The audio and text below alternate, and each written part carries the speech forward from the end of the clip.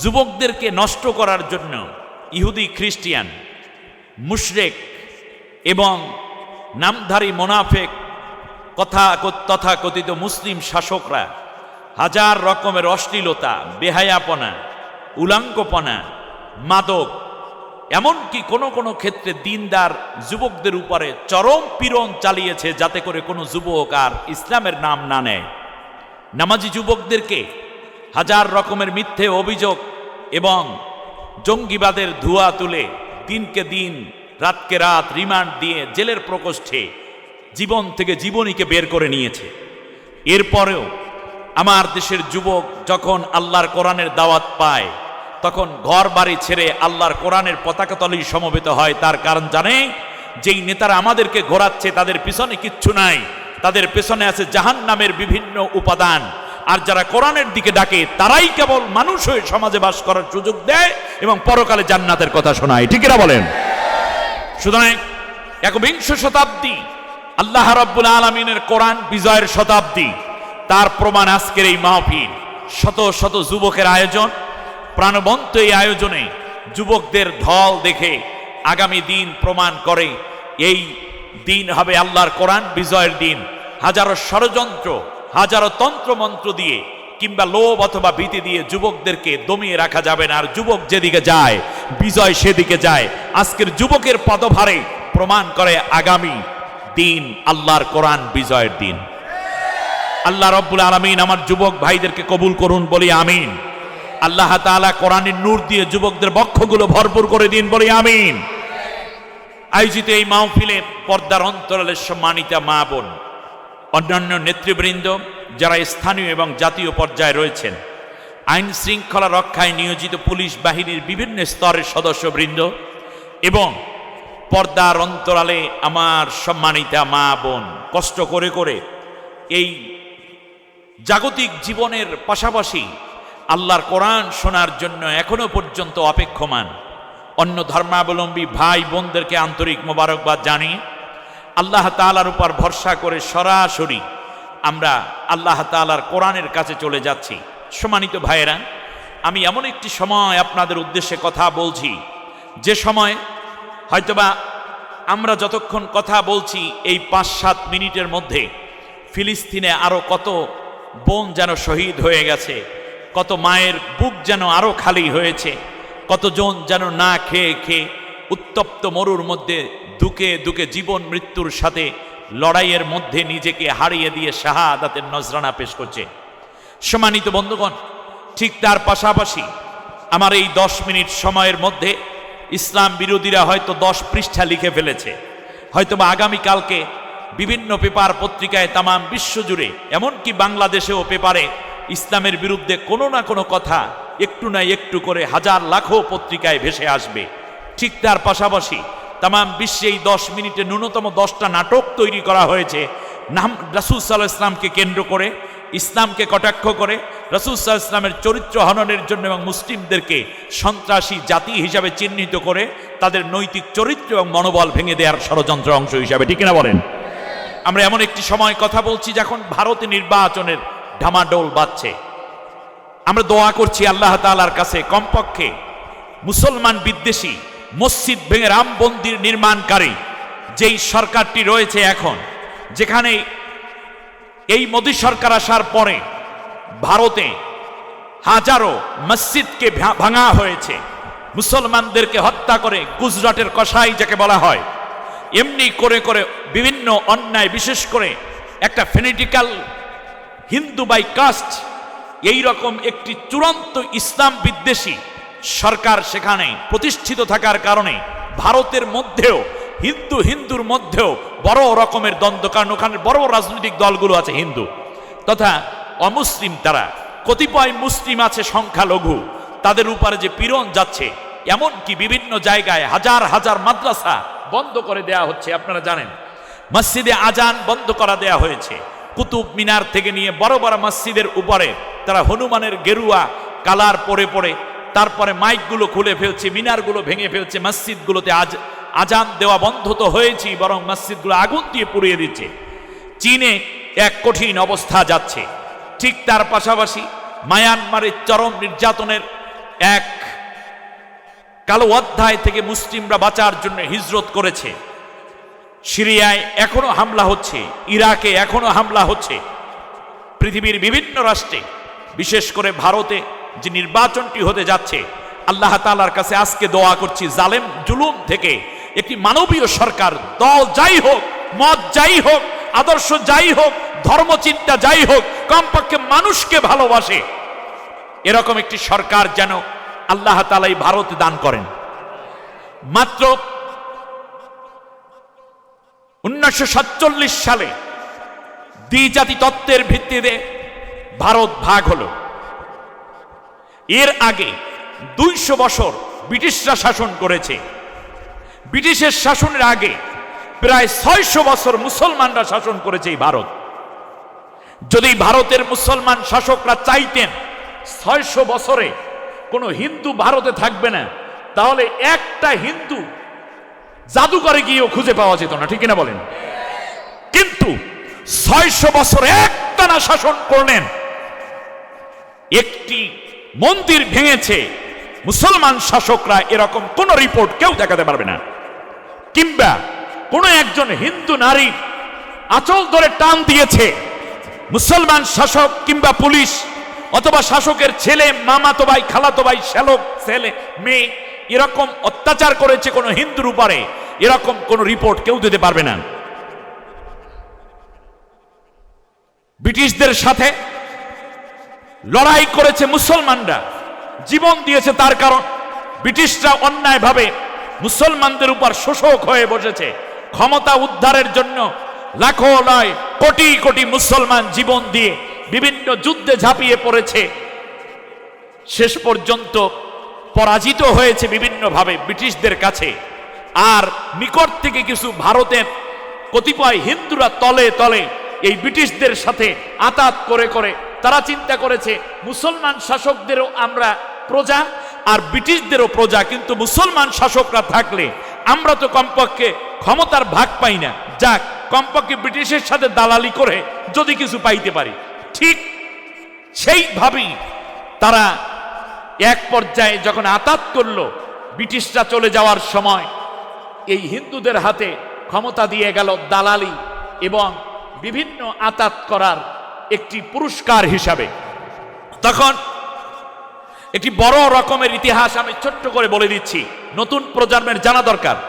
তখন এই বাংলাদেশের বরিশালের কৃতি সন্তান শেরে বাংলায় একে ফজলুল হক, মোহাম্মদ আলী জিন্নাহ সহ তারা চিন্তা করলেন ভারত যদি পুরোটাই এক হয়ে থাকে তাহলে মুসলমানরা কোনোদিন ক্ষমতায় যেতে পারবে না, কারণ সংখ্যার দিক থেকে টোটাল ভারতবর্ষের মধ্যে বেশি সংখ্যাগরিষ্ঠতা হিন্দুদের, অতএব আমাদেরকে আলাদা থাকা দরকার।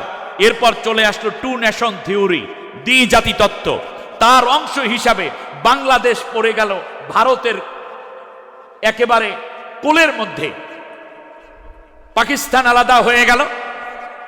এক সময় 1971 সালে আবার একটা যুদ্ধ হলো, সেই যুদ্ধে বাংলাদেশ পুরো আলাদা হয়ে গেল।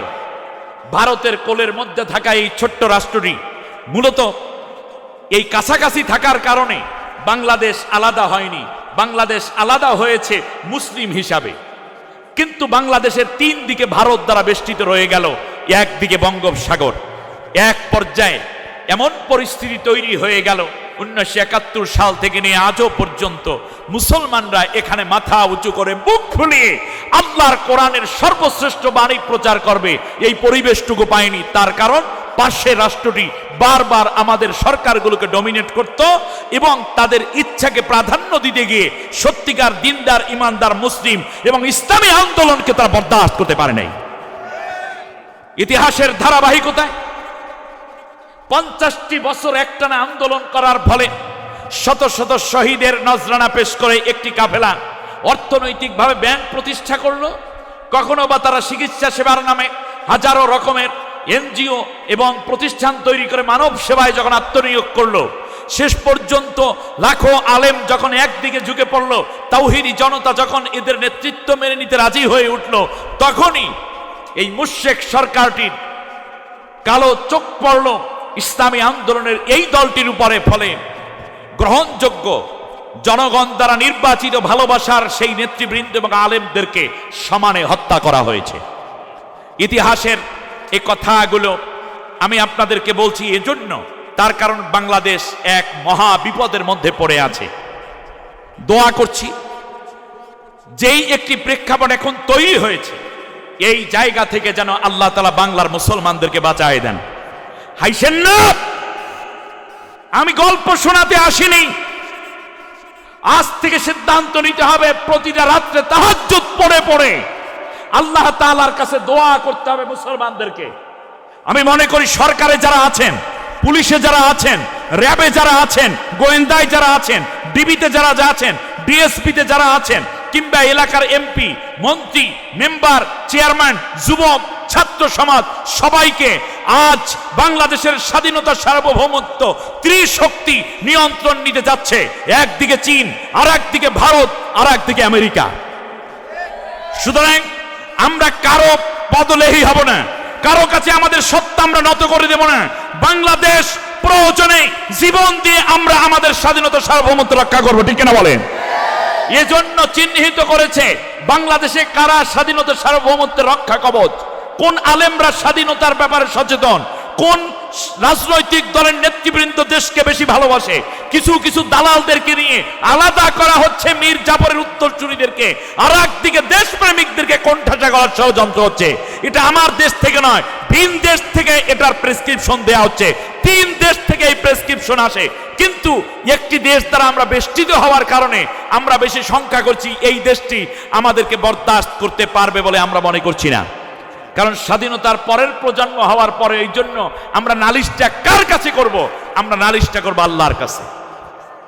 আল্লাহ রব্বুল আলামিন যেন মানবতা বিরোধী, ইসলাম বিদ্বেষী, মনুষ্যত্ব বিদ্বেষী সরকার থেকে ভারতকে হেফাজত করেন। আল্লাহ তাআলা সত্য এবং মানবতার পক্ষে যারা আছে তাদেরকে ক্ষমতায়নের তৌফিক দান করুন। সবাই বলেন আমিন। বন্ধুগণ, আজ এ জায়গায় দাঁড়িয়ে আমি ছোট্ট করে আপনাদের উদ্দেশ্যে যেটা বলতে চাই তা হচ্ছে, আপনাদের এই এলাকায় অনেক কম মাহফিল হয়। এখন জানি না সামনে কতগুলো হবে। মাহফিলের উদ্দেশ্য এবং বাস্তবতা সামনে রাখা দরকার। সর্বোপরি আমাদের এই ছোট্ট সুন্দর বাংলাদেশকে আল্লাহর কোরআনের রঙে রাঙিয়ে তোলার একটি স্বপ্ন হৃদয়ে লালন করা দরকার। এজন্য আমি আপনাদেরকে 3টা 6 উপহার দেব। কয়টা? আমার সাথে কথা বলতে হবে। কয়টা 6? 3টা 6। 3টা 6 কেন? তার কারণ আমরা এমন একটি মাসে অবস্থান করছি যেই মাসে আল্লাহ তাআলা 6টা রোজা নবীর মাধ্যমে রাখার জন্য আমাদেরকে উৎসাহিত করেছেন। আল্লাহর নবী বলেছেন, শোনো, মান সামা রমাদান সুম্মা আতবাআহু সিত্তাম মিন শাওয়াল কাআন্নাহু সিয়ামিদ দাহার। আল্লাহর নবী বলেন, যেই ব্যক্তি রমজান মাসে রোজা রাখলো আর রমজান মাসের পরেই শাওয়ালের চাঁদ পুরো 1 মাস জুড়ে যারা 6টা রোজা রাখবে, পূর্ণ 1 বছরের রোজা রাখার সওয়াব আল্লাহ রব্বুল আলামিন ওই বান্দার আমলনামায় দান করে দিবে। আল্লাহ রব্বুল আলামিন কোরআনে আবার বলছেন, খলাকাস সামাওয়াতি ওয়াল আরদা ফি 6 আইয়াম। 6 দিনে আমি আল্লাহ রব্বুল আলামিন আসমান জমিনকে তৈরি করেছি। সুবহানাল্লাহ। কয় দিনে? 6 দিনে। এরপরে সিয়াসিত্তা হাদিস কয়খানেতে? 6 খান। সিত্তা অর্থ মানে 6। আসুন না আমরা এই 6 শব্দটাকে কেন্দ্র করে আমি 3টা 6কে আপনাদের সামনে উপস্থাপন করব। খুব কান খাড়া করে আপনারা শুনুন। 1 নম্বর হচ্ছে, আপনি আপনাকে কোশ্চেন করবেন। যুবক ভাইয়েরা ভালো করে কথা শুনুন। কাকে কোশ্চেন করবেন বলেন? অন্যকে না নিজেকে? একটু ভালো করে বলেন। কাকে? নিজেকে। নিজেকে 6টা কোশ্চেন করুন। 1 নম্বর হচ্ছে, আমি কোথায় ছিলাম? 1 মিনিটের জন্য সবাই থেমে যান। মুরব্বীরা যারা আছেন তারা চিন্তা করুন, ছাত্র যারা আছেন তারা চিন্তা করুন, ছাত্রী যারা আছেন তারা চিন্তা করুন, হিন্দু যারা আছেন তারা চিন্তা করুন, বৌদ্ধ খ্রিস্টান যারা আছেন, ইহুদি যারা আছেন, নাস্তিক যারা আছেন, সবাই চিন্তা করুন। নারীরা চিন্তা করুন, পুরুষরাও চিন্তা করুন। ফার্স্ট কোশ্চেন, আমি কোথায় ছিলাম? ভাবেন তো আপনি, আমি কি এই জায়গায় ছিলাম? কোথায় ছিলাম? আল্লাহর কাছে ছিলাম। বলেন কার কাছে ছিলাম? আল্লাহ তাআলা যেখানে আমাদেরকে আগে রেখেছেন সেইটার নাম আলামে আরওয়াহ, রুহের একটা জগৎ। আমরা এখানে ছিলাম না। দ্বিতীয় কোশ্চেন, আমি কোথায় আসলাম? খুব ভালো করে বুঝুন। দ্বিতীয় কোশ্চেন হলো আমি কোথায় আসলাম। বলেন তো আপনারা কোথায় আসছেন? বলেন তো।